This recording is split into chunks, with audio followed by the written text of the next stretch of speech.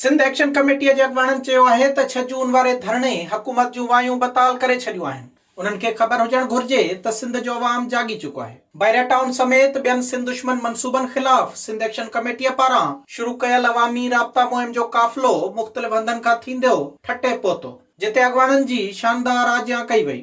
उन मौके ते अवामी मेड़ खे ख़िताब कंदे सिंध एक्शन कमेटीअ जे कन्वीनर सैयद जलाल महमूद शाह चयो त सिंध जी ज़मीन धरती धणियनि जी आहे। मलिक रियाज़ ऐं आसिफ ज़रदारीअ खे को हक़ नाहे त हू ॻोठ लताड़े ज़मीन ते कब्ज़ो कनि। हुन चयो त 6 जून ते बैरिया टाउन आडोर लखे माण्हुनि जे गॾु थियण हुकुमराननि जूं वायूं बताल करे छॾियूं आहिनि। सिंध जे माण्हुनि ख़िलाफ़ पुरअमन एहतिजाज ते केस दाख़िल कया विया आहिनि। एसडीपी सरबराह डॉक्टर कादिर मक्सी ख़िताब कंदे चयो त बैरिया टाउन जी सूरत में सिंध खे फ़लस्तीन बणाइण जी साज़िश थी रही आहे, पर लखे सिंधियनि फ़ैसिलो ॾेई छॾियो आहे त को बि सिंध दुश्मन मंसूबो क़बूल नाहे। हुन चयो त आसिफ ज़रदारी सिंध खपाइण चाहे थो, पर खेसि ख़बर हुजणु घुर्जे त सिंध जा माण्हू हाणे सुजाग थी चुका आहिनि। मेड़ाके खे ख़िताब कंदे जीएसएन महाज़ जे चेयरमैन रियाज़ चांडियो, जसकम चेयरमैन असलम खैरपुरी, जीएसएन क़ौमी पार्टीअ जे चेयरमैन नवाज़ खान ज़ौर, जीएसएन महाज़ जे चेयरमैन सूफ़ी हुज़ूर बख्श, नवाज़ शाह भाडाई ऐं अमीर आज़ाद पंवर चयो त पीपी सरकार सिंध में वहशत जी फिज़ा क़ाइम करे छॾी आहे। पुरअमन एहतिजाज कंदड़ कारकुननि ऐं अॻवाननि ख़िलाफ़ कूड़ा केस दाख़िल कया पिया वञनि। उन्हनि चयो त केसनि में गिरफ़्तारियुनि खां डिॼण वारा नाहियूं